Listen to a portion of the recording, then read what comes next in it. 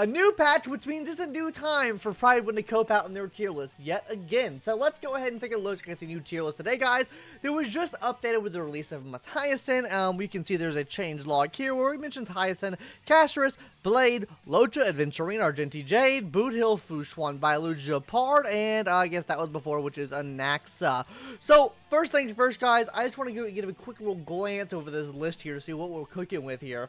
And oh, there have been some big changes, some absolutely massive changes to the sustain category. We're gonna touch on that in today's video, guys. Also, I want to touch on some of these other characters here too, with the release of like this new MOC. All right, guys, so let's start off with the DPS category first, and my God, Anaxa. Okay, Anaxa, well, yes, he is good for this pure fiction. I mean, this Memory of Chaos. Bro, he is cooked. Blood is absolutely cooked after this. I have a whole video talking about this later on in the week, so if you want to subscribe to the channel to see that, then it'll be out on Saturday. But oh, buddy, Anaxa is cooked after this MOC patch, because this current MOC right now, guys, is literally increasing your ally's skill level by 3, and then also Memo Sprite level by 2. So, I mean, like, this, bar none, does help out Anaxa quite a bit, also giving random weakness to every enemy, which helps him out in the grand scheme of things, too. Honest to God, guys, Blood is going to be dropping after this, so I'm just going to go ahead and preemptively say this. Do I think that he is worse than Fei Xiao? I think that Miss Rappa moves down here. I think that she is probably close to what Miss Firefly is for this current patch. I would probably keep Anaxa up here for now, because I do think Anaxa is still a bit better than Boothill, definitely better than Jingyuan, and definitely better than Yunli in my opinion. And this is still really copium in my opinion while we have Fei Xiao down here. There is no shot Fei Xiao should be in tier 1. I think that she is at least on par with Acheron. If not, I think she deserves to be up here. This is no glaze at all. She has literally helped me defeat every single Memory of Chaos with ease. Like, literal ease. And before you put in the comment section, well, she needs Robin, don't even go there, because you cannot run Agli without running Sunday on the team. So this is with their best in slot scenarios we're talking about here. There is no shot she shouldn't be at least tier 0.5 or at least tier 0, because she absolutely slaps the Memory of Chaos, okay? I'll give you the benefit of the doubt. Maybe you don't want to put her up in tier 0. Okay, whatever, right? I think, personally, she deserves to be in tier 0, but I can understand the sentiment for tier 0.5. No shot you put her in tier 1. That is fuck. Genuinely, though, guys, I don't understand why Prydwen does this every single time. Like, what is the Fei Xiao hate that they have? They just can't get Agli as fat little thingamaj. They can't get Aglia's cock out of their... I don't know why we have Aglia so high up here when she requires so much more, I feel like, than Fei Xiao does. Yes, Fei Xiao requires Robin. Aglia requires Sunday, plus wah wah. So, I mean, she requires 2 units versus the 1 unit that she requires. So, I mean, all in all, and then also with the addition of Cypher getting added to the game, she's going to get even better than that. So, hey, yo, I don't want to hear it. I don't like this slander that Prydwen's doing to Fei Xiao, because she's much better than what Prydwen gives her credit for. Also, with that being said, there's no shot you have Jingyuan up here. Move Jingyuan down, buddy. Jingyuan has been... I have been a Jingyuan glazier since day 1. No shot he's up here with the likes of Yunli, Boothill, or any of these other characters up here. I think he's on the level of Blade. I think Blade is actually really beneficial. Blade's been helping me out quite a bit on my alt free-to-play account. With Casterus on the account, because I don't have My Day there, so I've been using Blade instead. He actually works really well there. And moving down Dr. Ratio, moving down Danny Don Hung here, yeah, I can agree with this, absolutely. And then really everyone else in the DPS category, I can pretty much agree with. I don't think there's anything else I really have a gripe with in this particular category. Let's go ahead and move over to this tier over here, which is our support DPS tier. I think, genuinely, guys, I think that Tribby, at this point, really does deserve to be over here with the amount of debuff she provides. I feel like her debuffs do outweigh her sub DPS capabilities. In terms of, like, when you're looking at the character, I don't think of Tribby as a sub DPS. I think of her as a support or debuffer. I don't think of her as the role she actually plays here as a support DPS. I would probably be moving Anaxa, because the contrast with Anaxa for me, guys, is he's basically giving 50% vulnerability to every single enemy on the field while doing a lot of damage. Yes, Tribby does do some damage, but she does a lot more in terms of debuffs with the vulnerability, but also the red spin as well. So that's why I'd be moving her over here. I'd be moving Anaxa up, because I do think Anaxa is on this level.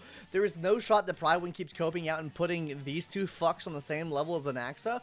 I do think that there is a gap in what these two can do compared to what Anaxa can do, especially in terms of a support DPS. If I'm gonna be real with you guys, I really don't like Argenti up here.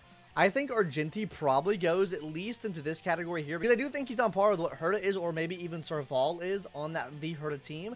And then Jade, I think Jade's fine to stay right here because I do think Jade is better than Argenti, and I do think Anaxa is better than Jade in most situations 9 times out of 10. With the addition of this getting moved up, yeah, I think Blade deserves to get moved up here as a support DPS, or at least put over here in the support DPS category. With Castrish, he just becomes so much better, and also with Hyacine as well. I mean, he just becomes a lot more better on top of that. That also helps him out tremendously. Now let's move over to this tier here. Okay, so we can see, okay, well, I'm glad that she stayed down here. She hasn't moved back up. I think I'm actually fine with this. Realistically, dude, oh my god, bro. I guess, like, we're at where I guess I want to be at, right?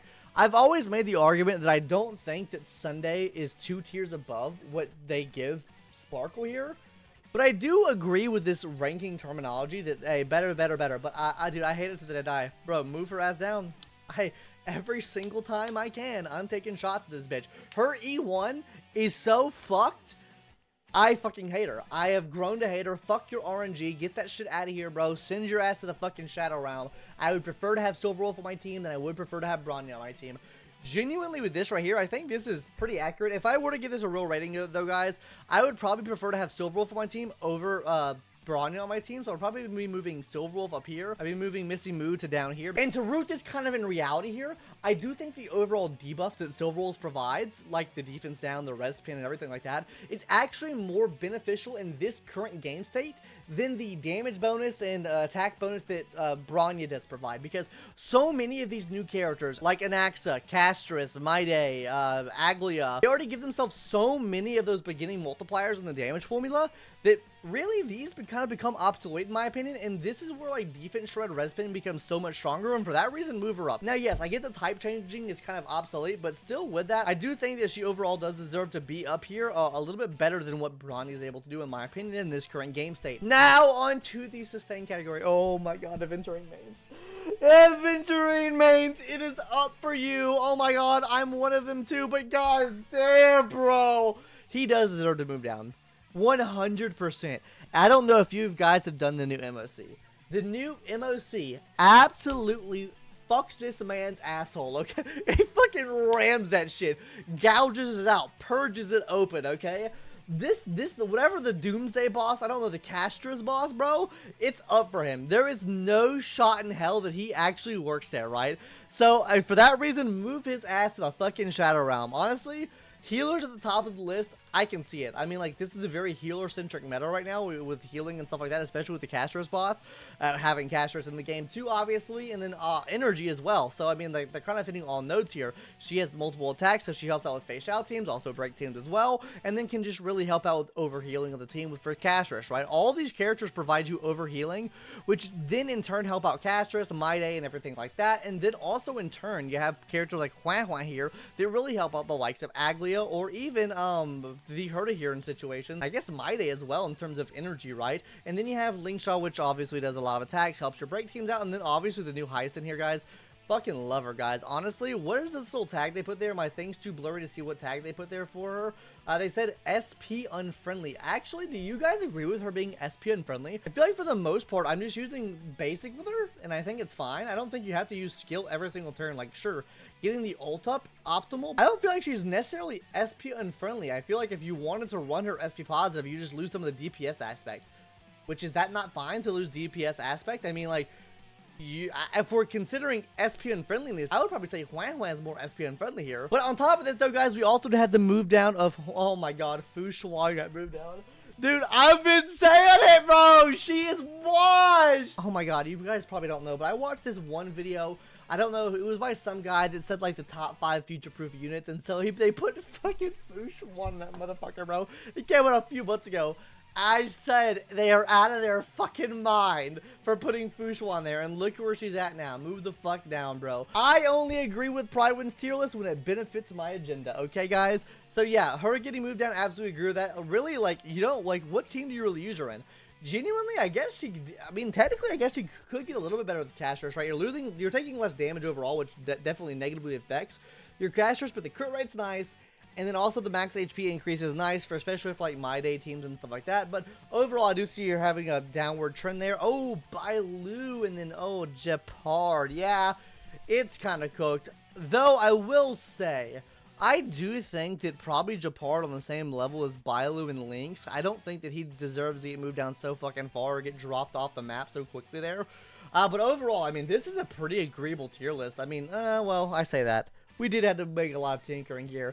It's fucking pretty shit, Pride. When you fucking did it yet again, guys, absolutely shitting the bed with this one. Alright, guys, I want to read this real quick. Argentine J displayed strong scores this phase, albeit with a lesser play rate than an AXA.